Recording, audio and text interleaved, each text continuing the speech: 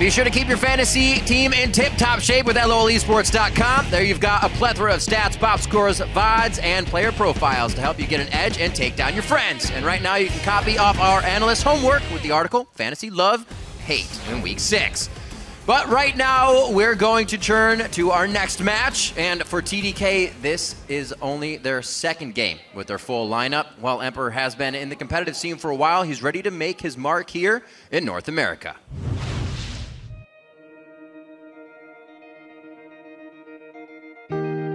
저희 팀 그냥 서브들이랑 같이 게임하는 거를 그냥 뭐 인터넷으로 보고 그러는데 진짜 좀 답답하더라고요, 마음이.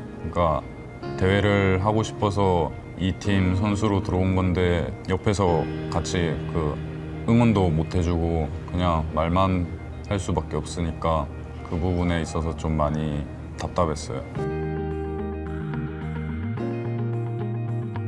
원래 시즌2 때부터 프로 할 생각이 많이 있었는데 그 당시에는 좀 리그 오브 레전드랑 막 다른 종류의 게임들도 많이 하고 있어가지고 좀 안 됐다가 시즌3 때 그 게임을 좀 그거 리그 오브 레전드에만 집중하게 돼서 CJ에서 테스트 보고 들어가게 됐어요.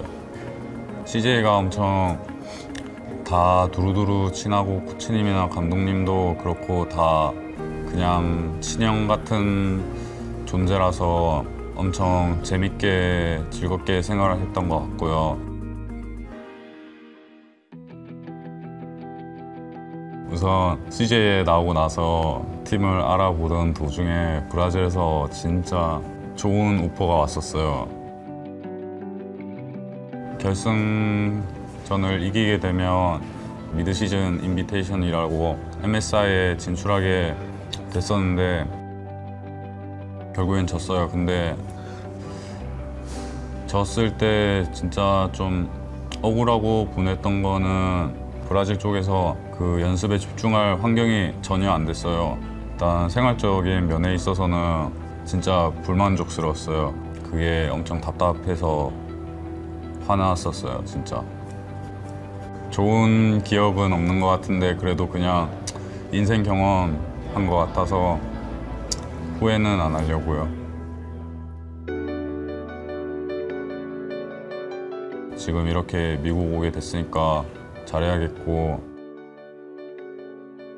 지금 러스트보이나 헬리오스 같은 선수들이 미국에 와 있는데 그 선수들이 엄청 미국 쪽에서 적응 같은 것도 잘하고 좀 친구로서 보기 좋고요.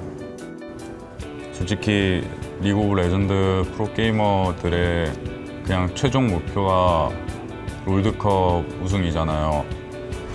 그래가지고 누구나 그걸 가지고 있을 텐데 저 같은 경우에는 나라의 리그에서 우승을 하고 거기에 나가게 되면 우리가 그 나라 최고 팀이다 이런 걸 보여주는 셈이잖아요. 일단 진출한 거 자체만으로. 그래가지고 꼭 그렇게 되고 싶어요.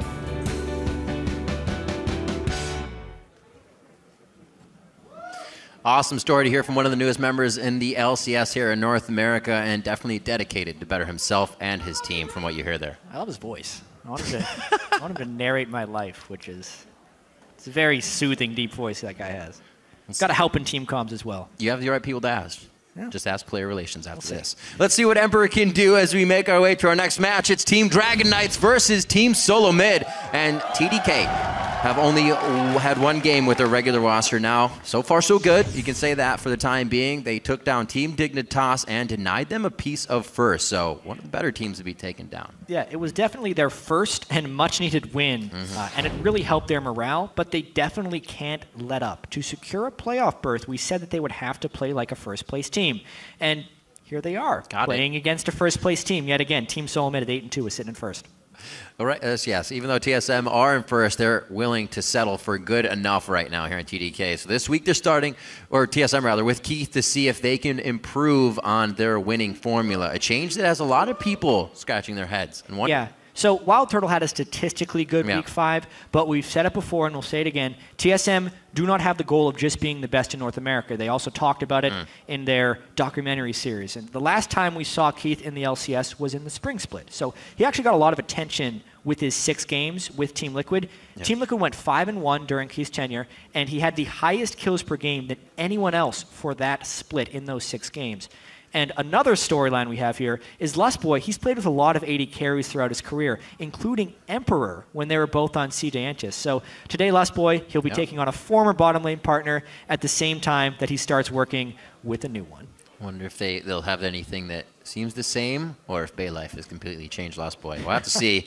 Let's check out the starting lineups. On the blue side, it will be Team Dragon Knights. That's going to be Seraph in the top lane, Kaz in the jungle, Ninja in mid, Emperor at AD carry, Smoothie at support, and Coach Sean. Yes, and on the red side, of course, we have Team SoloMid. Dyrus, same as ever in the top lane, Santorin in the jungle, Bjergsen in the mid lane, and making his first start on TSM, Keith for the AD carry. With Lustboy on support and Loco, the same coach as ever. Slowly, TSM continues to change, and we'll see if they continue to stay strong. There's a lot of times that one player at a time has moved in Team SoloMid, and they also have one of the best international changes with Lustboy coming in. Nobody's worked that quick coming as an international player on a North American team. Yeah. So I think this formula. I think this is a pretty momentous moment having Keith starting for Wild Turtle. The last time TSM subbed out their AD carry, it was Wild Turtle for Chaox back in Season 3. MLGs. Wild Turtle got a pentakill in his first game, and that led to his entire career on TSM. This situation feels a little bit different because it does seem like TSM is willing to kind of play around with both of them, let them motivate each other, and then when Worlds hits, they will see who the best one is. It's not like the Chaox situation where Wild Turtle plays 1 week and then he leaves the house. I feel like they're really working with both of these guys, but for this game, of course, it's Keith, his first start ever on TSM. Well, if it has anything, the composition to do with Loco's haircut, we're going to get a crazy one from TSM. Yeah, he's too frazzled. He's got the frazzle cut going on. But probably still get good picks in for the team. We'll see what they have. Also, as the analyst house was saying, TDK, kind of an unknown factor here with their players coming in. Who's actually been able to scrim against these guys as well? They have actually only had a few scrims of their own with the full 5 team. So far, it is looking good as they took down the #1 looking team, Dignitas, and now get to fight the #1 team. Heavy band focus on Seraph, for sure here. Yeah. That Vlad was one of the things that carried their game last week. Vlad and Rumble have been 2 of the champions Seraph has used to much success. Huge amounts of damage to all the champions with those 2. Really fast pick and ban phase here, but the thing that stands out to me is the Sivir pick by TSM. It is the most played champion for Keith in solo queue since TSM started trying him out, because it was one of his least played throughout the last 2 seasons, and something he needed to pick up immediately if he wanted to play in the LCS. It was left up on the board. It was not first picked by TDK, and then rather than let it go back through to Emperor, which I'm pretty sure he would have picked immediately, he was 5-1-10 on it last week against Dignitas. It's going into Keith, but this is his first start, and it's on a champion that he hasn't actually played that much, aside from in these last few weeks. Well, a lot of the times we saw Keith play with Team Liquid, a few more resources than not were put into him. Usually a sub kind of is just there on the team composition. Maybe he can do that with the Sivir, do his own thing, but still provide with the ultimate, and they don't have to put too many resources into him. Make it easier for the team to do what they want. It's a utility AD carry. Absolutely, sure. Absolutely. Santorin with the Gragas, he is Nidalee is banned out. We just saw Rush wreak havoc on that. And Santorin had already been playing it a few weeks ahead of time as well. Yeah. Getting ready for that Runeblade, maybe. Bjergsen, Nautilus picked up, and we have Thresh as well. So that's going to be Dyrus is in the top lane. Another Nautilus to the top side. See the last few picks here coming from TDK. This time it's a Nautilus top without a carry jungler and also with a somewhat more utility-focused AD carry. So whatever Bjergsen picks here, it needs to bring a whole bunch of damage, or TSM will have to win this game early on. Especially against a Lulu, who might go mid lane and can shield damage. You need a lot of burst to go through that. I was going to say the most picked champion in the NA LCS right now. Azir. Possibly, maybe. Yeah, United States of Shurima. Yep. Tristana and Victor being picked up, actually. So some good damage coming out in the team fights for these guys once they get there for TDK. It's going to be difficult to find those fights, though. Shields, heals, and peels coming from that composition. What does TSM decide to round out theirs with now? a lot of utility, a lot of catch. Yeah, if they end up going Twisted Fate, so Twisted Fate has ridiculous late game single target and AoE damage, but early and mid game is completely focused around picks, which would be a decent strategy for TSM. It's just not the Azir type team fighting team you'd expect early. Their team fight is okay because of Sivir, but like we said, their late game damage is very lacking. It is a team that can really set up for TF though. Every lane has strong amounts of CC. What are they going to go with here? The troll Lust Boy. There we go. High damage mid laner. Yep. The highest damage mid laner. The highest of all right now. Saw Inox actually not win last game, but still have the highest amount of damage at just about 19,000. See if Bjergsen can get going well in the early. We saw an Ahri versus Ezreal matchup last time. This is a Victor versus Ezreal. Should be a little bit easier for Bjergsen to stay out of the kill range here within the fights. 30 seconds on the clock. As it ticks down, we're going to see Seraph take that Lulu towards the top lane for himself. And Dyrus on that Nautilus. See where these plays come from those two lanes. It's going to be an interesting one here. Team Dragon Knights, does their team continue? They said they could go on to win 8 games. It's going to be a very tall task. Yeah. So looking at the numbers, if TDK wants to make playoffs, they have to win between 7 and 9 games. So either 100% win rate or very close to 100% win rate. It's going to be very tough. Yeah. Not an easy task for these guys, especially now that they're kind of learning how to play together. We heard how frustrated Emperor was in the dealings before he was able to get here, just hearing the team's problems and not being able to help adjust with them. Now they seem to do a little bit, at least writing those, see if they can continue to work together as a team. Now it's your chance to vote for the winning team. Tweet at LOL Esports, either hashtag TDK win or hashtag TSM win as we get into the game. Everybody's getting back to their seats as well as we get ready for this one. We're going to be going into game 2. Happy 4th of July once more, everybody. Make sure to set off some fireworks, but do it safely if you're doing it. TDK versus Team SoloMid. I love you too. Let's get on the Rift. All right, what would normally be a top of the table versus bottom of the table expected easy win for TSM now has a lot of drama behind it here. TDK looks so strong in their win against Team Dignitas, a completely new team with Emperor and Ninja, and also we get to see Keith's very first game on AD carry. Not to mention Bjergsen's first play of Ezreal in the LCS mid lane with the new Runeglaive item, Dyrus' first Nautilus play. All types of intrigue here, Riv. And speaking of Dyrus, Dyrus does say that TDK's roster is better late than never.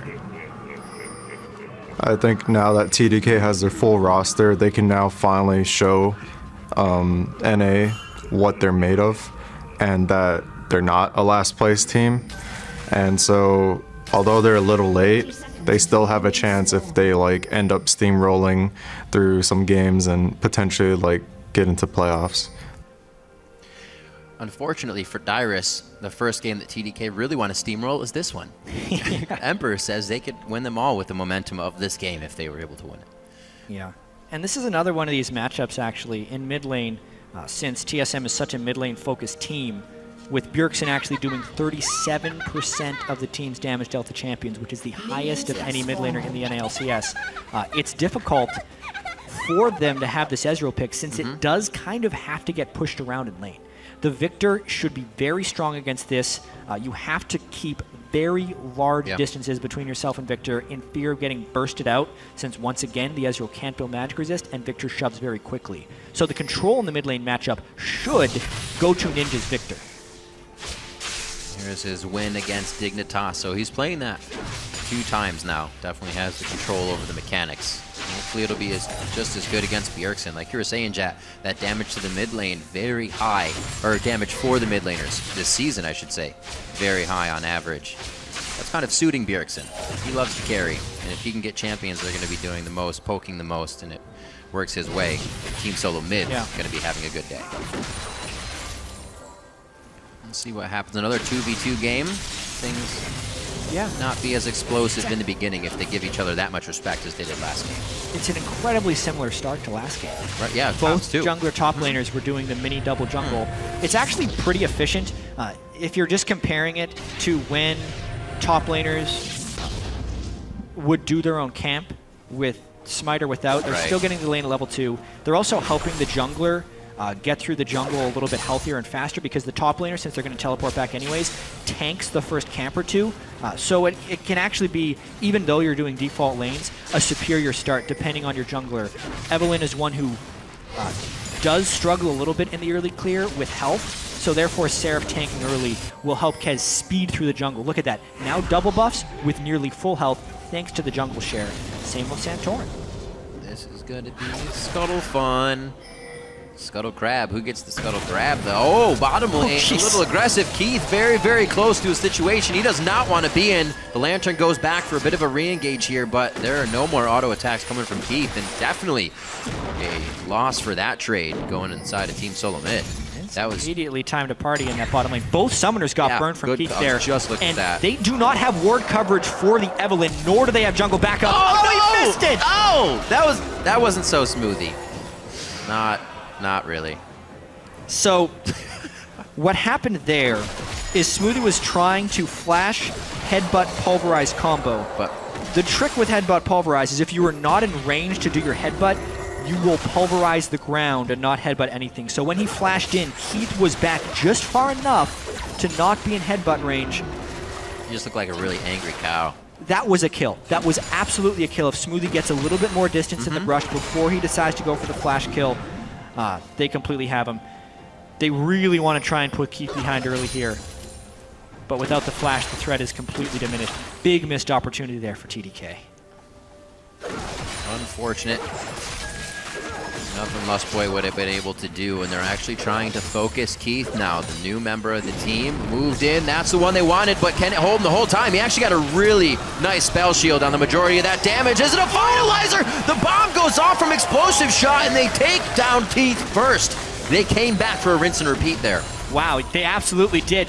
All of that was based off of Emperor's and Smoothie's early lane aggression, when they could burn both summoners at level 2, especially when you have a gank-heavy jungler like Eve who needs the early ganks to succeed. It's just so beneficial. That was basically the third try, if we think about all the times you guys rotated around. But that one ultimately is successful. And now we get to see if Emperor can press that advantage in the lane. This is also going to press Lustboy. It costs him a little bit more to start investing in pink wards, the rest of the team, that is, to make sure Kez can't get any more of these lanes snowballed. Flash blown there by Seraph in the top lane. Kez was also flash blown in the bot for that kill, so they may not have the pressure they want to keep that going. But it's a good start. They have what they wanted in that sense. Dyrus here able to clean up the wave and push it out, and you can see the stats between the week 3 matchup of these teams at the bottom of your screen. Yeah, it was actually a pretty close game for a lot of it. People expected TSM to close out TDK much faster. Nice spell shield there by Keith. Smoothie was trying to gain the range by headbutting a minion and then pulverizing. Yeah, Emperor, not a bad start. With enough gold to go back for a BF sword, so he will have the item edge on Keith when he gets back. Yep. Cleans it up nice, and each is about 50 CS, or if you get a kill, you'll be nicely getting that earlier. So he comes back to lane happy, safe with rocket jump, even though his summoners are down, as well as Smoothie on a very aggressive Alistar right now. Keith's going to have to deal with that pickaxe for the time being. Down in CS, but he has what will match it pretty much coming up in front of him. As long as Emperor and Smoothie keep it up, they'll keep the lead in that lane. You see that Ninja's gone back, got an upgrade for his items to the Sheen of Bjergsen in that mid. This bottom lane's in a really uncomfortable situation right now, because normally when you're playing Sivir, you want to shove in and get back as quickly as possible. But against the Evelynn, they don't want to shove in. So they were being very hesitant with pushing that lane in. Therefore, they're either going to give up a little bit of farm and Sivir's lane advantage and get poked onto the turret, or they will be vulnerable to these Kez ganks. Kez knows they are vulnerable to these ganks. There are no pinks in the lane either. So Kez did get spotted there. Nice check by Lustboy. Very close. I was wondering. He got spotted. I saw the explanation mark. There were no pings. Maybe he wasn't. They're playing it very, very safe. They're not even moving up for the CS. I feel like they must have seen him. Santorin and Dyrus invading straight into the jungle. Yeah, pretty sure Kez was seen. There's a ping towards the top side. Seraph wants to say something about this, and it looks like they'll just get a timer on it. Oh no, that's enough. The rotation from Ninja out of lane there. They don't have any vision on him actually, so they're not sure where Victor is or where Kez is after his bottom lane roam there. And I think most importantly, Bjergsen has no lane pressure with the Ezreal versus Victor matchup. He's been keeping up in CS very well, which is a testament to his CSing abilities, but there's just no way for Ezreal to win that matchup without ganks. No. Missed. Nice pull by Kez. Really smart pull there by Kez. That is the real leash. Make it around. All right. Let's see if he's actually just going to let this one farm out. Ooh, didn't see that. Bjergsen misses the CS. He is more at 11. Ninja not missing very many. These guys only one apart right now as the 8.5-minute wave meets up in the mid lane. Kez back towards the bottom, possibly once again. They definitely have the timers on Keith with that flash back up, so why not get it down once again? Yeah. What we just saw right there by Ninja, though, as soon as he hit 1,000 gold, he upgraded his Hex Core once. He hit another 1,000 gold, upgraded it again. He's looking to be very aggressive against Bjergsen, which is absolutely the right call on Victor. You can see once you upgrade your death rate, even at level 7, you can clear pretty much the whole wave with it, which just keeps Bjergsen at the turret non-stop. When he goes to get blue buff, he loses CS. Now that he's upgraded his Q on Victor as well, he will be able to get move speed even off a minion just to walk into trade range with Bjergsen. It's going to make life very difficult until Bjergsen gets a few more items. So it was very hard last game in that mid lane. Could not get the Ezreal going. See if Bjergsen has a better chance here. A few Mias around the map. Something that interested me out of TSM's last video was that Wild Turtle would call the Mias from backs. Anybody backed, that was a Mia. If it was a Mia from lane, that was Lost Boy. Did those calls go on Keith now, or does the team kind of take an extra burden, albeit small, but still have to reorganize a few of the strategies there? They want the AD carries to be swappable. They need to keep the same responsibilities on both sides. Ninja was coming down for the double roam. Kez hadn't been spotted, so maybe this is a false sense of security for Lost Boy. Kez still not spotted. Squeaking by perfectly. Denying the vision. Pie to the face. Over the shoulder is Smoothie right into Kez. They like that early dragon vision, though. Even from Complexity and other teams, Kez was always one to set that up, and he will keep it true along here with TDK. Mid lane, looking for a bit of love if Ninja even takes one step out of place here. Oh, that could be the one. Doesn't look like they want it just enough. Whoops! And the wave is gone. Welcome to Victor mid lane. The unexpected dodge is the hardest one for someone to hit. It's like, I got him, he's not going anywhere. Simply just walk out. Keith, however, the bot. Very close dark passage. Lust Boy is actually just going to walk back around to help. If he can make it, caught, he's though, getting cut off. In the river, he is getting snuck up on here. Nice throw to Grom. Flashes right over. But now, there's a little bit more to worry about. Keith was able to clear the wave, though, so they cannot dive him. This should lead to a TDK Dragon, however. TSM still farming. One thing about the top lane Nautilus is you kind of want to gank for him. He has such good gank assistance. But Santorin and Darius have just not been able to close anything on Seraph, barely getting a CS advantage on that. But maybe they take the turret and trade for this Dragon. Nice plays going on right now by enemy, or TDK, I should say. They are now going for Dragon. They are going to be able to back up with this. So Kez is able to secure that very nicely. And the movements of TDK here, usually the movements of Lustboy on Team SoloMid, going around, warding, getting hooks for Bjergsen in the mid lane, but he's been in that bottom lane trying to help Keith keep him safe. Not as easy as it usually is for these guys. We'll see how they not have to play from behind, but now have to play knowing that TDK is not afraid with this new roster. Yeah, how good is this new TDK roster is going to be the question. Continues to be. They're staying toe-to-toe with TSM, but we also have to remember that TSM is very much focused around what Bjergsen can do. He is the shot caller for the team as well as the primary damage dealer, and he has picked a champion that is fairly weak for the first 20 minutes of the game, and then turns on once he gets his second major item, whether it be Deathcap or Luden's Echo.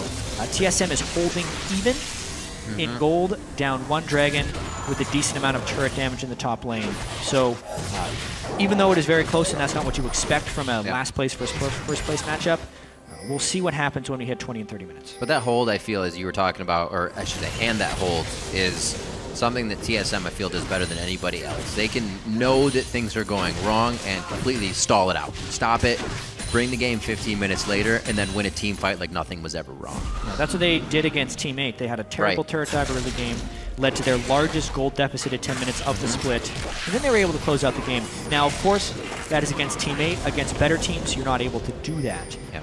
This one hasn't been any large mistakes by TSM. TDK has been playing very clean game. Kez, a high priority on the bottom lane, but that priority hasn't been punished by ganks anywhere else because Seraph has been playing very safe and Ninja has been shoving very efficiently.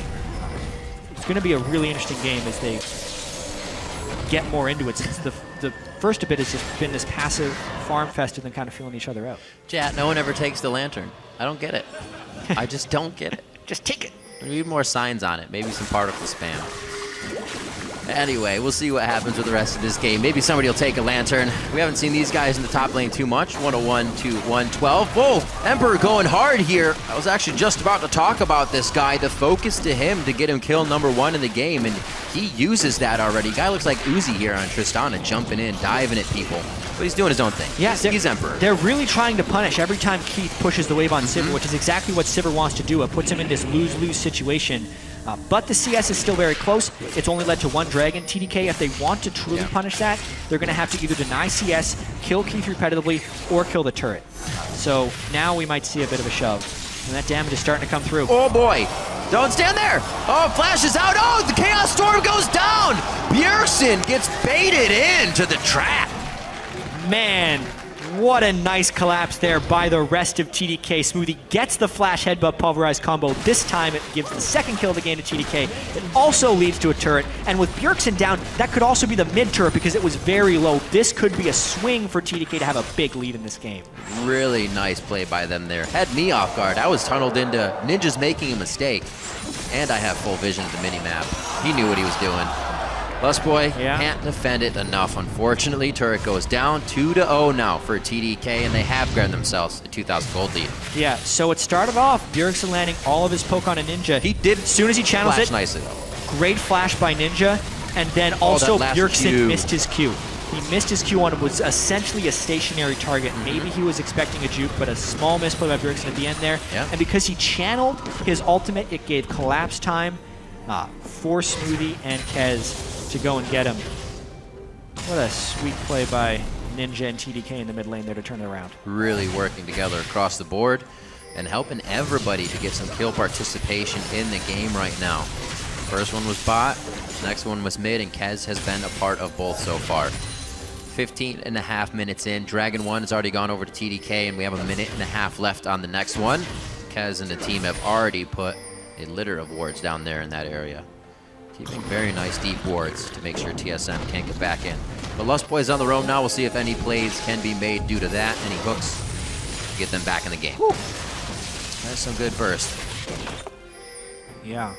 The carries have swapped back to the top side now. Looks like we might actually get ourselves a fight here. Yeah, interesting. They're going to have to shove that wave off as well as they can. Tristana takes turrets down so very quickly. See, look at that. Even with the Sivir to wave clear, that one wave takes nearly half the turret. Do-si-do in the mid lane here. These two are dancing back and forth. Bjergsen just off to the right side of your screen in that instance. We saw Ninja. And he has a flash down. He's got to be very careful about how he roams right now, especially with that blue buff. I'm sure Bjergsen wants that very bad, and he actually might get himself a blue buff. This could... Bjergsen actually jumped away from that quite quickly, knowing that Ninja could kill him, and very well so. Ninja could absolutely kill 2 members of their team. Kaz a little too deep now, takes a hit from Bjergsen. They're going to have to focus this one. The damage trade not so much going in their favor anymore, but wow. Ninja with the fancy beat, depth charge, can't let him do much. The shield coming in from Seraph to save his life by the skin of his teeth, and he goes down for it. Very, very low on the side of Santorin. Could still go down. I don't know if we're done just yet, chat. There's no turret, but yeah, we're done. Yeah, we're done. Jeez. The fancy footwork there by Ninja at the start. Double teleport in. Ultimately at the end, it's the Nautilus ultimate that secures the kill for Bjergsen. It's like a small misstep. Ninja shouldn't have been up that far, but then he almost turns it into an outplay. Oh boy. And they are way in enemy lines. That's pretty disrespectful. You do not back in Team SoloMid's jungle when you don't have vision of Team SoloMid. A big mistake here from TDK. Did they use summoners? They tried to use a few summoners to get out of that as well, so that's going to hurt. It is a dragon, but dragon's not gold. Yeah, just stats. I'm wondering exactly how they got there. They definitely didn't expect to have 4 members of Team SoloMid there, but even so, getting the kill onto Keith and then being able to take the dragon isn't actually that terrible of a scenario for getting caught out like that. In the end, right. That was close. It's when you think it's the first guy, but it's really the second. Yeah. Wow. We've seen that before, for sure. Near miss on that rocket. This is turning into a very good game. 18 minutes gold is still close. We thought that TSM was going to be a little bit low on damage, but with Bjergsen being 2-1, his Ezreal damage will be the brunt of it. So much of this game will turn into whether or not TDK can assassinate Bjergsen in teamfights. They don't have the greatest close on him. They don't have the Nautilus Alistair or like a Nidalee Spear or an Ahri, like all the things that we saw Team Impulse have against Inox's Ezreal. But they do have Ninja, who if he gets in range of Bjergsen should be able to burst him down. And also there's the whole rotational game, which is what this game is mostly about, especially with Sivir trying to wave clear on TSM's side, getting caught out in a few instances, versus TDK with Trist, who just excels at taking down turrets quickly. This should be another one for TDK. Yep. Water bomb. Boom. Takes it down. Easy peasy coming in right now for the outer ring of turrets on the side of TDK. TSM's looking to drop the outer one and that middle turret. Ninja's been doing a great job keeping this wave pushed, albeit against Bjergsen's Ezreal. Hasn't been able to do much. True shot barrages as they come up, go across the mid wave. Also fight it through the jungle a little bit, get some shot maybe on vision on what's going on there. Yeah, could this be a miracle game for TDK? A miracle season starting 0-9 and then running the table back off. It would be pretty impressive if they could take down Team Dignitas and TSM back-to-back #1 in the standings teams in the LCS. But this is approaching the power spike for mid lane Ezreal. I'm glad we get TSM as their second game because it will for sure show us where that meter stands. That's a big boomerang going back across. Kez gets hit up and blasted out as well from the fight. Santorin's trying to back up with the rest of the team. Now Ninja comes in. Chaos Storm on the entire team, but he gets deleted immediately. Can't be a frontline victor for very long. Yeah, can't walk straight into a Mystic Shot and an Essence Flux near the end of a fight. You will get killed with skill shots. They need the Alistair to block if Ninja is going to make a play like that. So, bit of a mid-game turn here. Bjergsen down his burst, though. Take a lantern. Rocket. It's going to blow up. It can take him down. The burn is still on. He lives from all of the extra DPS and dot damage coming through. Wow. By the skin of his teeth, he gets away, and now he'll go back and pick up his Luden's Echo, nearly overstaying right there. He is getting quite powerful, though, as we can see. 3 kills, exactly the last person you want to have those kills. The main damage dealer for TSM. Whew. In general, and especially in this game. Went down to 16 HP there. Oh my. That's close. It's like one more tick. Yeah, tick of anything is going to kill you. Emperor moving down the bot lane. He has been aggressive by himself. Saw him go a few times 1v1 versus Keith in the bot lane, now pushing up quite hard. He had the help of Seraph just a second ago, and now only 1 ward. So he's got to back off. Knowing their safety, though, still keeping in this game very well from that. Not getting taken down easily by Bjergsen's pickoffs or getting caught anywhere around the map. Team SoloMid were at one point down for 2K, but that was only a few minutes. They've now taken the lead by 600 gold, and look to even up that last turret in the bottom lane here. Might get that push in finally, and Dragon's about to come up, so time to set this all up. Yeah, to get a push on mid lane, shouldn't be a problem. Yeah, gold is even, TDK up 2 dragons to 0 though, so one of the big win conditions for TDK here will be to control the dragon. It's just going to be very difficult against the poke and the initiation potential of TSM. As far as TSM's ability to start fights, it is exceptional. Sivir ult, Auto Assault, Grog Assault, just to get everyone in there and keep them there. Teamfights will be very dependent on Kez's ability to flank, to get onto Bjergsen, but also on Smoothie's ability to tank and be a bodyguard with his damage reduction for all the skill shots that Bjergsen will be coming out. Keith has been mostly a non-factor this game outside of his ultimate. He's been the target of much of TDK's focus. Few bits of damage on the turret. TDK able to get back into position easily enough for this one, but Team SoloMid is now trying to dictate the game fully. Oh, Ninja half health is going to make these fights almost impossible to start on. We saw it just took a Q and an Essence Flux in the last fight from this amount of HP to take him down. And now TDK is walking on thin ice. It's turned into hot nails. It's not going to get any easier. Lustboy, however, going down, cools things up a bit. And it looks like Ninja now trying to get on the run. He dodges nice moves. Body slam. Amazing. Ninja's been doing it all game with the fancy footwork. Chaos Storm just about stops as it has nobody else to chase. Dyrus looks to go down here. He gets stunned up one time after the other. Emperor a little too close to the fire that time. Bjergsen with not enough mana to complete this. Even with that Elixir of Sorcery on, the damage is going to be big, but not enough to win the fight, and he is forced off. TDK winning one in their own jungle. The movement of Ninja has been so clutch in some instances. Lichbane for move speed as well as 2 upgrades on his Hex Core really gives him the ability to juke spells, but he also has to have the mechanics to do so. Let's see if he jukes this one. I thought he was going to walk into it. He knows what he's doing. We got to see it with the minions, so he had some reaction time. Right. Really impressive. And Emperor actually picks up 2 kills despite TDK getting caught out of position, so some amazing plays there by TDK. Also, the only one who's really doing damage for TSM is Bjergsen. Keith is so far behind and constantly getting low or zeroed out at the start of fights. And because of that little skirmish, it's now Dragon number 3 for TDK, which is a pretty scary prospect if you're TSM. Wow. TDK doing well to get to their 3rd aspect of the Dragon for the season here. Could work out for them. Yeah.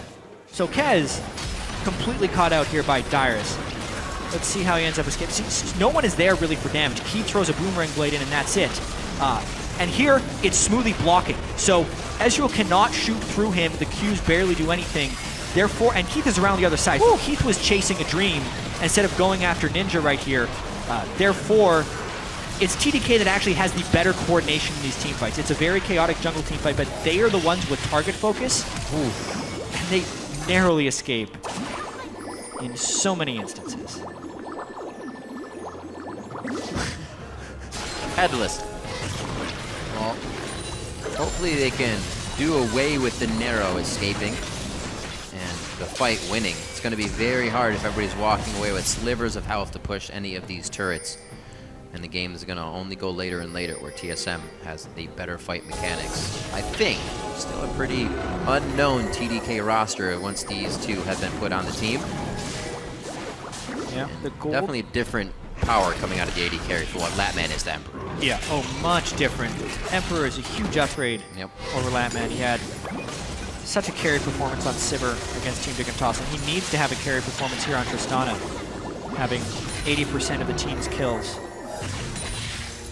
Meanwhile, though, this will be heavily about the scaling of Bjergsen's Ezreal. 60% of Emperor's health with 1 ultimate, and it's not even a max rank ultimate yet. That could very well be the difference in this game. Bjergsen's using that really, really well. That pink ward before as well, he tried to hit 2 to 3 people. It's like you're getting a Caitlyn shot that nobody can heal on multiple members of the team.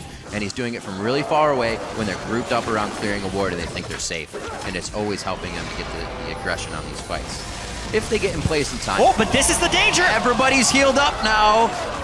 It's not always going to work when you get close. That's exactly when it starts to sting, and Bjergsen figures that out. Ninja could have to back off. Ninja could have killed him straight up, but he held his ultimate. I think Ninja surprised himself with the damage. That was a 100-0 opportunity. Oh boy! They had right there. Emperor boy! Jumps into a hook. Lustboy says, oh, and now Dyrus with the flank. This is bad for TDK. Dyrus is right in the middle of the fray. Gets a good slay on, or slow, I should say. And it looks like Smoothie's going to be the only one to go down. The rest of the team's able to disengage. That could have been a lot worse for TDK if they tried to stay and fight, but they knew Emperor's mistake cost them very big, and it's going to continue to cost them. Back-to-back mistakes by the 2 newest members of TDK. Ninja does not cast his ultimate immediately on Bjergsen. That could have killed him. Then Emperor jumps into a threshold. Beautiful play by Lustboy to turn that one around, but now TSM trying to use this window to take full control of the game. Kez just on the outside. The pink ward's there. He cannot even get close without being seen. Baron Still pretty low, 3,300 health on that. They're going to be forced to peel off. They throw down a little bit of movement speed. Nice shot coming out, taking down Ninja. We're going to see Seraph going down as well. Kaz is going to get hit. The Baron doing a lot of damage. Dyrus just gets out. And it looks like TSM pulls off very nicely. Keith was lost in the battle, and Emperor, he's going to try to clean up some scraps here and see what he can do. Yeah, I think he's a little bit too late to the so party. Much chaos in these fights. Oh, is there ever chaos in this game? TDK stops the Baron, which is very important, but ultimately they give up even more kills to Bjergsen. 7-1 on perhaps the most powerful champion on this patch in mid lane Ezreal. He is going to have off-the-charts damage to champions when we look at this game in the end. And he's got all of the core items right now for AP Ezreal. Next up should probably be Void Staff. Good lord. So we've had the good Ezreal game and the not so good Ezreal game. Still both doing a ton of damage, but you see now how much control it puts on the map. Bjergsen almost being able to zero out Kaz, Emperor, and Ninja. Seraph with those shields, been able to stave off a bit of the damage we see in the fights, but Bjergsen keeping that 37% damage dealt by his team number on the up and up here coming into this game. Maybe even doing a little bit more. Yeah, I think it's going to be harder than that this game. Almost hitting 300 CS, highest in the game by about 20 right now, as you have Ninja just behind him. Faring well in the lane was pretty done well by Ninja, but it was once the game broke out of the laning phase that TSM started to take over. And now it's still about the team fights and the Dragon here, but even more so about trying to deal with this ridiculous Ezreal right now. I went back and watched Ninja's possible 100-0. It wasn't as obvious of an ultimate as I first thought. Basically, Bjergsen shifted as soon as he saw the damage, so Ninja didn't want to use his ultimate on a target that could shift away like that. Plus, there's the cast time of his Q and the time to get the auto off, in which Ninja cannot use his ultimate. So the window was very, very slim to get him down. I still think he could have done it after watching, but could have gone either way. Even so, that the respect has to be given. So what you're saying is you would have hit it. No, I'm just kidding. He may have been able to, just not 100%. Little bit of tension now surrounding the Dragon. 5 seconds till that spawns. 6 to 9. Very slow game in terms of kills and teams trying to be in each other's face here. A lot of warding has kept the team safe, but the fights, when they happen, quite volatile. And Bjergsen is dishing out the damage. True Shot will be down for this one, but they have the pressure, the front tank line, this Nautilus in the top lane. It will provide a little bit, especially with Santorin being tanky this game as well. Not that carry jungler. Yeah, the engage potential is what keeps TDK away from that Dragon. They've lost a bit of control of this map. Ninja with the Lich Bane, by the way, is going for the one-shot build. When he completes Death Cap, he should probably be able to kill Bjergsen with a QE and an auto attack. So basically the same combo that nearly killed him before will kill him later. Dyrus could get the Dark Passage. He cannot actually reach it. Oh, he gets it just at the last second. He will stay alive. Wow, what a play. Lust Boy keeping it there, not running away and saying, buddy, you're going to make it. Don't worry about it. TDK probably not happy with that one. Didn't waste too much. That was one ultimate, I believe. No summoners, so they're good to go. Just Emperor's Buster Shot. Yeah, the tankiest person on TSM right there. Could not be killed in about 2 to 3 seconds. Seraph did use the polymorph there to try and keep him from going back. 2.25 seconds CC there. Yeah, the flash, got out. Then got out of that, could use his shield and click the lantern, so barely able to survive. A lot of those almost kills happening. And a lot of almost kills can make you play differently as well. Go a little bit farther for one, get yourself into a bad spot. Hopefully TDK does not fall into that. Ninja back with blue. We saw him lose this almost quite quick previously when he got it. Not as much pressure this time, so it looks like they'll be able to get this off in a fight. True Shot Barrage, flying down mid lane. Oh, baby! I felt that one over here. Whew. Yeah, he doesn't even want to back in vision of anything. He says, actually, you know what? That True Shot Barrage might be up again. I'm going to move. Just an absurd amount of damage. at this point. So True Shot Barrage has fall-off damage the more units it goes through, but since Ninja was at the very front of that True Shot Barrage, he got hit for the full brunt of the damage. Right. It was about 1,400. Then also the Luden's Echo. Pepinero was right. It hurts. Oh yeah. Very, very smart man. Having a very Pepinero-esque game here. Bjergsen carrying from 7-1-0 this game. Has already broken 300, looking at now 50 CS and just a few more. And has quite the lead on his lane. They go again onto Dyrus immediately with really out any way to get to the backside of the team. Bjergsen has time to fire from the back line. True Shot Barrage goes off, hits Seraph, and all the crowd control's done. DPS is ready to roam free now, and where does it decide to go? Shot still onto Dyrus. Ninja finally takes him down, and they are focusing very well. Keith is forced to the back line. Kaz might not be in a bad spot for a Lust Boy hook here. That's Bjergsen coming through with the Arcane Shift. And a lot of the poke these teams are able to deliver, especially Ninja's laser, trying to be avoided by both TDK and TSM. Very mechanically intense fights here because we have multiple glass cannons in this game. Bjergsen, I call a glass cannon, as well as Ninja. They're kind of trying to one-shot each other. Then there's also Emperor, who is the main damage source from TDK, who is getting heavily focused by TSM CC. Grog Assault, Nautilus Assault, and Thresholds are all targeting him. But he is able to stay alive. It costs him both his summoners and a recall. So fascinating team fights right here. Everyone's really fast as well. Move speed items being built up by Ninja. Lulu on the side of TDK to speed people up, plus the Sivir on the side of TSM. So a lot of potential for mechanics to be displayed in this in these team fight environments. I'm excited. We definitely have a lot more time to go in this game. Baron, something that needs to happen. Waves need to be cleared. Let's take a look at this fight right here. Yeah. That just happened. It is a little curious that they keep going on to Dyrus, but if they don't go on to Dyrus, they're letting TSM dictate the initiation. Notice how Emperor gets pretty much knocked around at the side of this fight, and Bjergsen's always looking for Seraph. Look at that flash. Look at the reaction time to be able to get out of there. And then Keith still not being that huge of a factor. Yeah, Keith, he was stunning right himself, on the edge of the gravity field. Stunning himself on the gravity field. Needs to be able to stay on the outside and not put himself at that risk.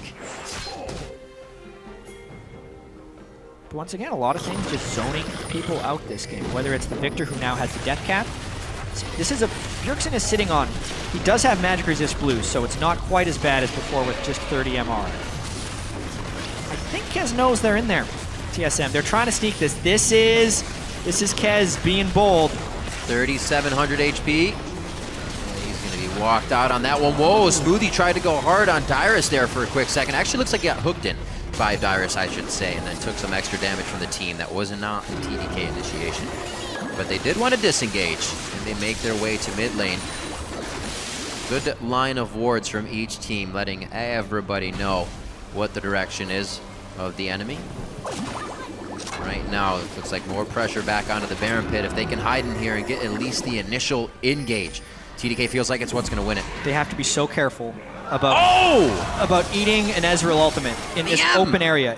One Ezreal ultimate will be half of health. Oh, they don't want it. That's the ult from Keith. That's the ult from Bjergsen. A little bit of scratchy comms there. Niner, miscommunication.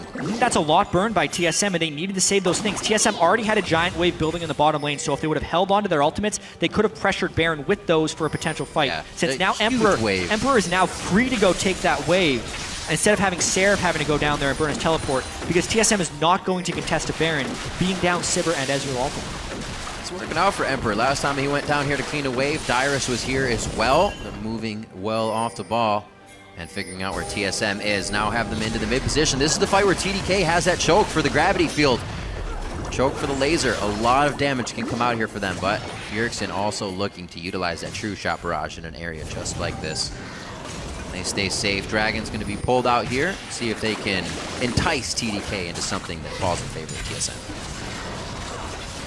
Kaz almost wants it. Staying just out of range. Really in position for a They fight. see him now. That's the Agony's Embrace going down. Not too much damage from the True Shot Barrage, hitting Kaz first and not really anybody else. Dragon goes down. Emperor keeps his eyes on the prize. necessary, and they are at 4. They're looking for Aspect to the Dragon and one more. They could have it, but TSM did stick their foot in the door, and it looks like they're trying to fit their whole body in here. It could be a Baron attempt. Clever rotations across the board here. TDK sneaking the Dragon, but they had to rotate down below because they couldn't run through TSM. Rush the Baron is the call for TSM. TDK trying to make it back in time. This isn't even a 50-50 smite with Kez gone. 4,000 They health, knew that's the 3,000. guy that was They're gonna gone. get it. 1,500 on the Baron. Can Smoothie do anything? He goes in. No, it's going over to Santorin. Smoothie very low. Unbreakable Will goes on, and TSM really don't have a focus yet. Kez tries to dive to his team. Very nicely played by him. TSM is forced to run into the entire squad of TDK now. They're going to lose blue, and now they have to stop TSM from pushing them in with Baron. So much move speed being It's like the key used. blue. Not safe enough. Someone is low enough to die here. Oh, That was not the person low enough to die. It was Kez, but he still takes Seraph down. He'll go back anyways. you know what? You almost weren't wrong. Yeah. One of these days, we'll see the Ezreal all one shot. So, Yeah, little late on the Baron. These guys are definitely pressuring each other, as you see on the stats, but what a game so far. It has been incredibly competitive. Bjergsen going for Spell Vamp now as the last item in the Ezreal build. No Zonias, no Magic Resist. Instead, just a little bit of healing. So does that in the end with his Azir, too. He loves doing this. Stay in the fight a little bit longer. I'm sure that TDK would love to have some sort of those items as well, losing half their HP from a True Shot Barrage. Bjergsen looking like he might want to try to fire one across the team from the side. More so, keeping it safe and placing some wards down for the team. True Shot Barrage almost up as they approach now the inner second tier turret. That's the support. Guy's pretty healthy, but doesn't have too much magic resistance. Super pivotal point in the game right now, because if TSM were to win a team fight in the landslide, with the Baron minions, it would be easy for them to end the game. But we're also late enough in that if they over-aggress and TDK gets a wipe, they can counter-push and probably get an inhibitor.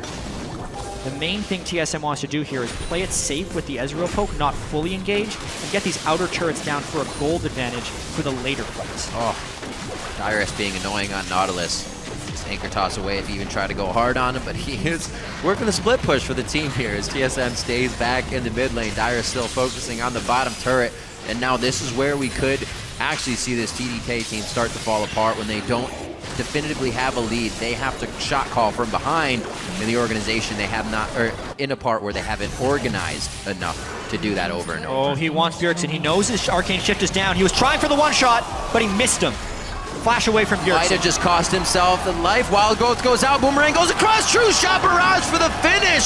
So many things that can come across to kill you. Ninja goes down, Smoothie goes down, and like you said, Jad, I was only going to take one good fight. TSM could have that Nexus.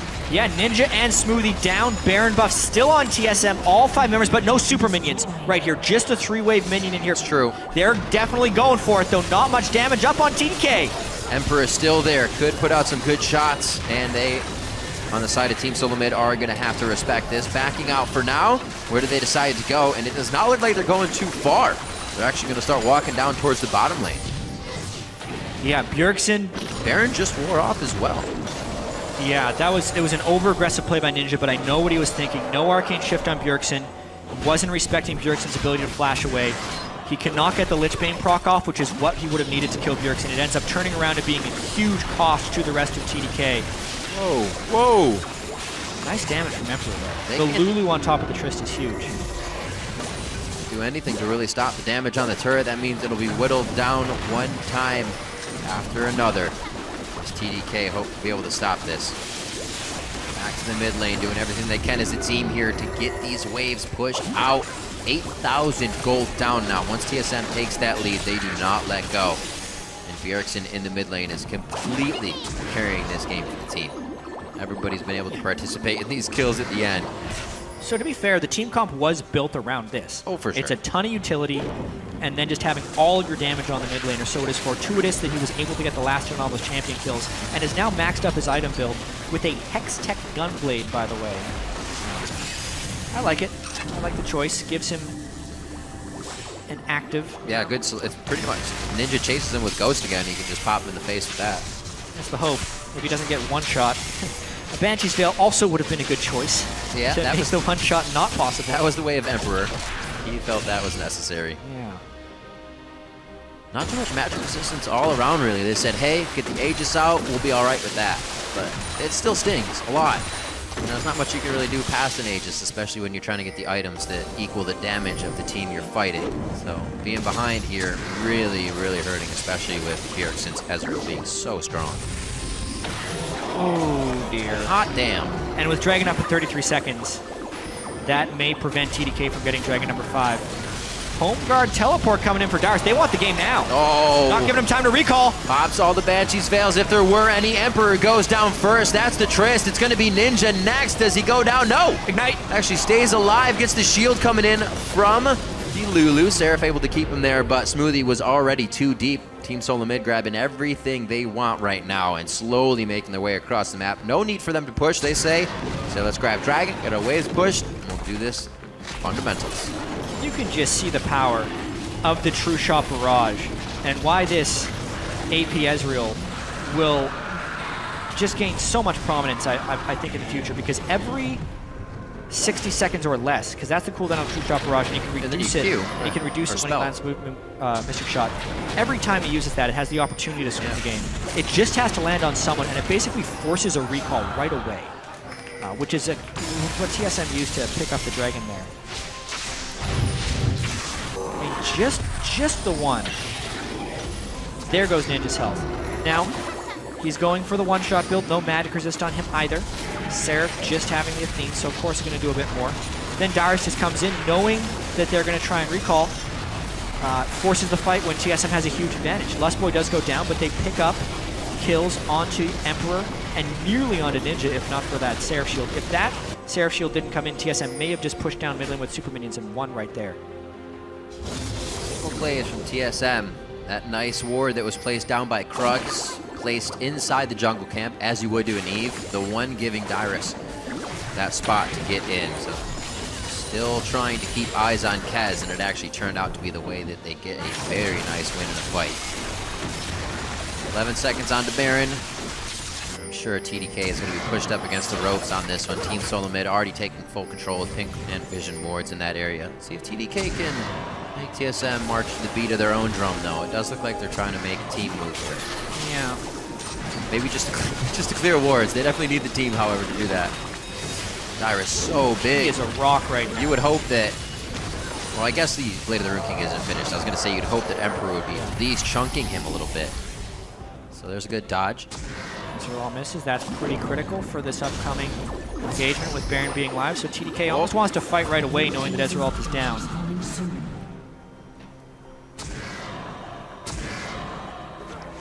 A lot of tension right here. Darius is so hard to kill. He's got a 700 health self-shield, as well as 320 armor. It's all about the peel.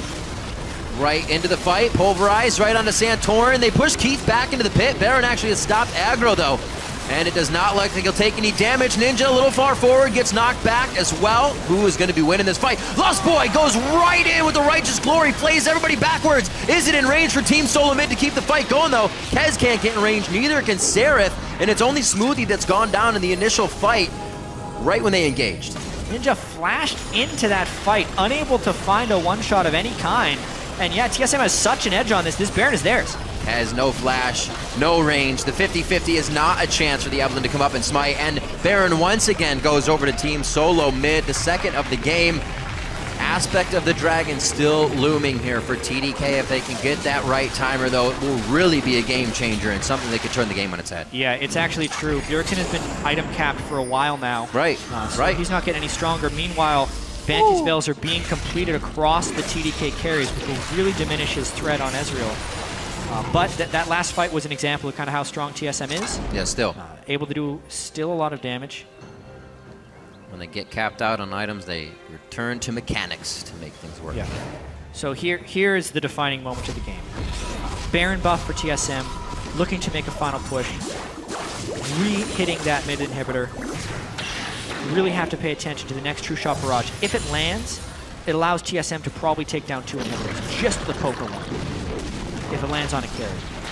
But that's why it's so important for Ninja to finish his Banshee's Veil, so that poke can't be a possibility. Damage sources right now. Emperor being shut down by these frozen hearts. really hurting them. And they don't have anybody in the fight for longer than a few seconds to get those cooldowns off. That aspect, though, moving quite strong against TSM here. A lot of options for TSM to disengage and re-engage with the Talisman, Ascension, and Righteous Glory. Both built up here by Lesboy this game. Another Righteous Glory as well on Santorin for the double engage. Here it looks like they want to go for the inhibitor right in the front. TDK cannot do much about it. Yep. No, they can't stay long though. No reason to. Use these Baroned up minions, get it pushed down. 1:30 left on that dragon. It's probably the #1 thing on the plate other than guarding their inhibitor turrets. Yeah, this inhibitor is a big defense opportunity. With 2 inhibitors down, they wouldn't be able to contest the 5th dragon, but if they can somehow hold this, they would be able to. They can't allow free time for TSM. Ninja dodges the poke, but then needs a Q. And another one. See you later, inhibitor. Not something that can happen. They're like Nidalee Spears coming across, but almost more painful. You can get hit at any range, and it's still going to do a huge amount of damage. Yeah. Like all the fancy footwork was used by Ninja earlier, and Bjergsen has an eagle eye right now to hit these late game shots. We're coming up on 50 minutes in the game. Mental and physical prowess definitely trying to come through here for both teams. And another blue over to Bjergsen. Not going to be good for the health bars of TDK.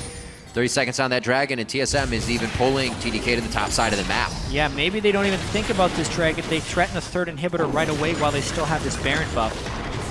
Thinking about this True Shot Barrage, Riv, it's a bit ridiculous on this AP Ezreal right now. It's like a Nidalee Spear, but it's global, and it's the width of 10 Nidalee Spears. What are you going to do about that? Attempt to flank before he can ult is apparently the name of the game. Last attempt for a team fight. Yeah. TDK has to go. Ninja's flash is now up. So he wants to flash onto Bjergsen, but Bjergsen can always counter with a flash of his own. And TSM has such a front line with Dyrus right now that are they ready, can't though? Get through. They want TSM to engage. Kez coming from the back line. Agony's embrace on the full team. TDK got everything they wanted. Bjergsen down for 77 seconds. Dyrus in the middle. Backside is Keith. He's not able to put out the DPS. There's the Zanyas from Seraph. Keith could go down. He gets over the wall, flashed and bumped, and it looks like he will be able to get out, but what do TDK get from this? Aspect, they can go right for it. The fight, it's still theirs. Dyrus goes down, and he's not BMing any longer in that fight. 15-10, 50 minutes just crest the clock, and TDK are gonna pick up Aspect. Maybe with the trouble of Keith. Maybe. There's 2 waves of super minions right now and only 2 down for TSM, but TDK lost their Smite and Kez. This fight is probably going to continue. Keith, because he flashed over the wall and got Buster shotted over another. Otherwise, he was dead for sure. Yeah, that or but. TDK, they have the Trish to defend, and they have 3 members to go for this versus 3 members defending for TSM. This is interesting. Comms must be chaos right now. Obviously controlled. But hold it, take it, hold it, take it. Both teams playing for safety here. But TDK, this is their dream to get Aspect of the Dragon. It would easily start to allow them to push back towards Team SoloMid, but they're taking way too much time. You're going to get the respawn, you're going to get True Shot Barrage in a fight you don't want. TDK wants 4 people here, so much so that they sent Seraph back to move speed Emperor towards the Dragon. He went all the way to red buff to meet him here. Here comes the True Shot Barrage. Across the entire team. Woo! Very nicely done. Overbound. They're going to get it though. Smite of the way! You got to be kidding me. Santorin comes up huge. Aspect is stopped. That is a complete game changer. TDK almost had the means to get into the base of Team SoloMid, but they once again stopped that fate. Not entirely sure what the full plan for TDK was there because they did not have a smite at the dragon, and Santorin was not pushed off by any abilities. Emperor could have ulted him away while trying to finish it, but they did not. And they may lose there. They had to bite the bullet. That's the only time they're not going to have this. Minion waves flooding into the base. Things that they have on their plate for multitasking. All they had was dragon and a fight. Aspect of the dragon would have been so huge, and TDK was so close to being able to get that. I feel like when the Ezreal ult came through, there was a little bit of panic in the TDK camp. Emperor got so low, he didn't want to walk towards the Gragas to ult him away. But now, they're still in the same situation because they didn't get Aspect. So all of the catches, the flashes they expended to get to Bjergsen are spent. They did not get an advantage off of that. They prolonged the game, but they couldn't get Aspect. Same game again here, try and kill the Bjergsen, but this time they do not have flash on Alistair and they do not have flash on Ninja. Bonus though, Bjergsen doesn't have flash either. The thing Team SoloMid do have is a pink ward behind them though. Trial and error. That's useful. That is very useful. They almost got engaged on the exact same way just now, but they stave it off. And Kez is actually going to be forced to run the long way around here, as the bottom lane being cleared up by Sarah. So Team SoloMid getting the wards in place that actually cost them a lot of time in the base of TDK. That 5th dragon though. They're going to get the inhibitor response. So what is happening with this interaction? It's because visual. His Banshee's Veil is on him. It's been on him since he was actually hit at the turret. So okay. It's coming up, but staying on visually. Kind of like a lot of relics hanging out on Smoothie or something next to each other. Going in for the fight. Very, very close for Keith, but he is able to get himself out nicely. Yeah, and this is a big fight at the Baron area. Smoothie trying to tank up with Alistair, but that ult's going to run out any second Looking now. for the DPS. Smoothie's taken about 100% now of his health, and nobody on Team SoloMid even took a shot over the wall. They all focused the cow, and the rest of TDK ran away. Seraph's already gone down. Ninja gets grabbed. What a hook from Bjergsen to keep the fight going. Kaz is actually big enough to take down Bjergsen. That's a lot of damage to keep the fight going, but with Keith, they can still drop the turrets, and the rest of the team, TSM, should be able to move into the base. 4 strong, and Emperor plus Kez the only defenders. This is a tall task with all of the CC that can fly through from Lustboy to stop this one. Do they go for the game? They need the minion wave to arrive. It will be there in time before TDK respawns. So right now you can actually see Emperor's Banshee's Veil coming back up, but the visual is that it is on him. TDK needs to kill Keith, otherwise this game is over. That's one Nexus turret. 54 minutes in, TSM actually had their backs against the ropes a few times in this one, but they are able to stomp their foot down one last time. That's going to be Emperor where he doesn't want to be. Team SoloMid struggle a little bit with the middle game, but are able to come out with the victory. 20-11 in kills, 54 minutes in, and Team SoloMid take down TDK. What a crazy game that was, Riv. TDK putting up their best fight, but ultimately they can't take down Team SoloMid and that ridiculous Ezreal build. Whew. Almost overtaking Pepinero. 62,500 damage dealt the champions by Bjergsen in that game. There was 48,000 by the Victor for Ninja. A few narrow misses of trying to kill him instantly. Bit of a difficult loss for TDK to take. Yeah, especially with the amount of wins they need, and seeing that this would have been the top team. The momentum in itself out of this game win would have been huge for the solidified roster of TDK. Still, this should be a huge game for them to look at. Played very well against the top team in the league, and ultimately faltered where the top team in the league has won most of their games. Yeah, in the towards the late game. What a ridiculous match that was.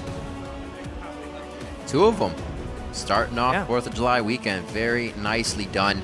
Bjergsen bringing out the Ezreal. We've seen 2 of it today so far. No bans all the way through. Maybe a 3rd game here, putting out even the most damage and losses. So as far as checking in on the pregame storylines, how good was TDK going to be with the substitutes? Well, not substitutes, with their full roster. Full roster, right. Very, very good. They nearly took down TSM. How was Keith going to do in his first game? Well, he got punished really heavily by Kez and the aggressiveness of Emperor in the mid lane, and did not have a good game. Zoned out in most team fights, and really, really required Bjergsen to put the entire team on his back there, as it was built to do so, full CC to provide the Ezreal, and that's how they ended up taking down the game. Just one too many true shot barrages, cutting through TDK again and again. There's one part that keeps ringing in my head is, Emperor, why did you jump up to that mid lane fight? Why did you dive right at Lustboy? That was so long ago. With Keith right there as well. A few of the moments where you kind of go a little too solo queue. You go a little too, I can control this, or maybe he thought the Buster shot would work. And ultimately, that's not really respecting who you're playing against, right? We used to say that Emperor used to play against Lustboy. That was something he should know about. These guys should know how good they are, but instead he jumps in and he gets hooked in the face. Yeah, and then with TDK trying to get aspect of the Dragon, but not being able to zone away Santorin what a good game. Before the end, the aspect could have changed the tide of that game anyway. But now we have TSM winning another one, 9-2, whereas TDK Drops to 1-9. Papers everywhere. That's all that matters. All right, let's check in with Freak now, who is standing by with TSM's new AD carry. Thank you very much. I'm here with Keith. Keith, you're talking to other people, but you're supposed to be talking to me, man. You're already starting out on the wrong foot. It's okay, forgive you. Starting things out, you guys are up against Team Dragon Knights. They're 1-9, which is a bit misleading. What was your prep like, and do you think they were going to be this good? I don't think we actually specifically prepared for them. It was more like a tryout for me when we scrimmed. I didn't expect them to be this good, but I was also nervous coming back, my first time in a long time. So, yeah, it was hard though. So I want to ask about that. You said you were nervous. You played with Team Liquid last split. You actually had ridiculously good KDAs. You went 5-1 with them or something like that. What was the difference coming in now here with the TSM game? Why was it so different for you?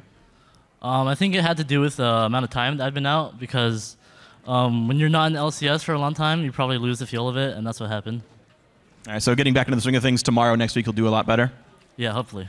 All right, well, then let me talk to you about tomorrow. You guys face Gravity. They've looked really good this split. They're tied for second, I believe, right now. What's this match going to be like for you guys?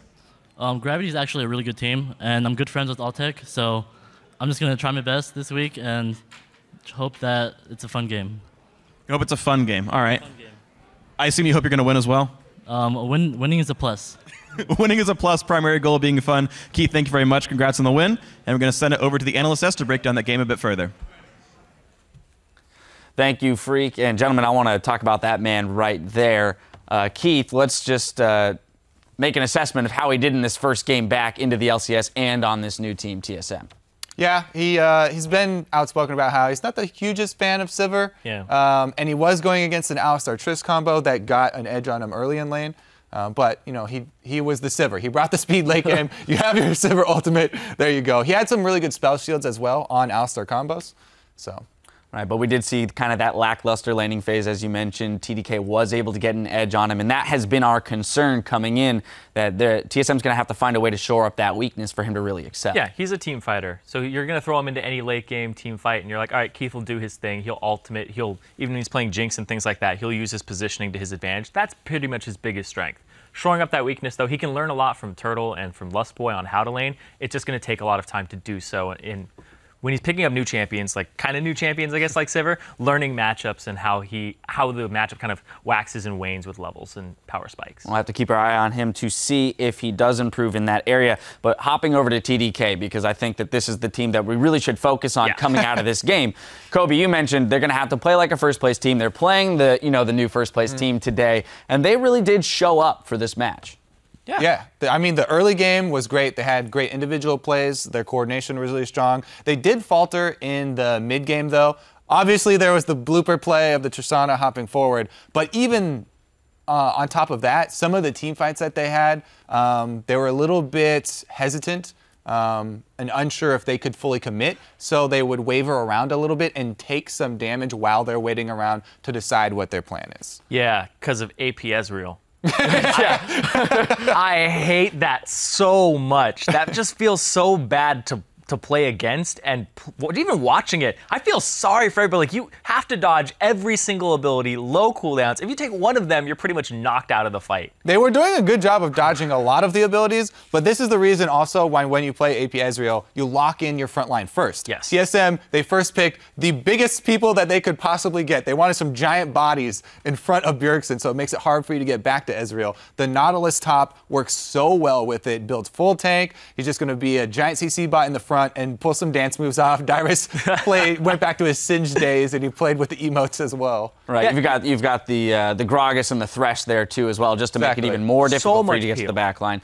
And we did see a couple occasions though where Kez was able to make it back. The big one being in that top lane where they got the two kills, assassinating Bjergsen quick.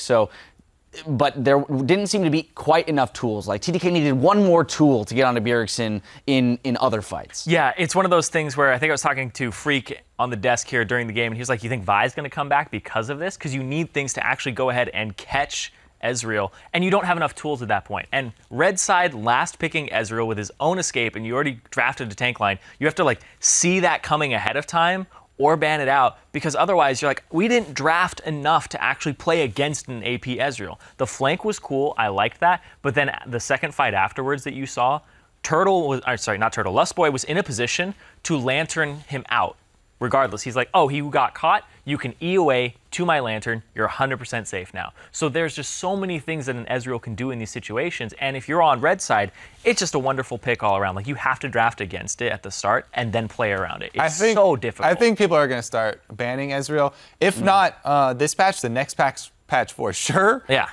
So I definitely think it is in the cards for the bans, because it also does take a little bit of time for people to master for the mid lane.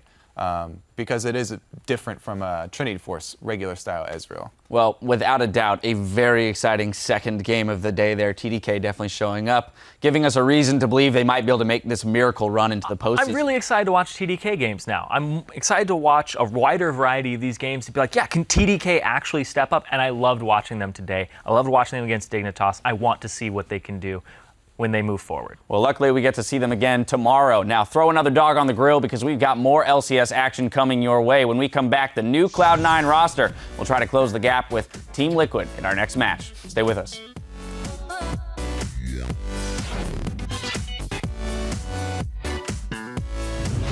We have a lot of initiate tools. And let's play super vocal about when you hook too, okay? Okay. All right. And Keith, good luck, all right? I believe.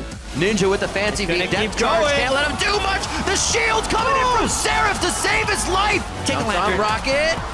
It's gonna blow up, it can take him down. The bird is still on. He lives. I'm ulting him, I'm ulting Victor.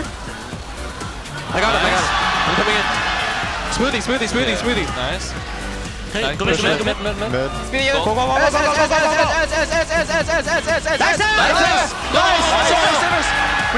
Nico Sever.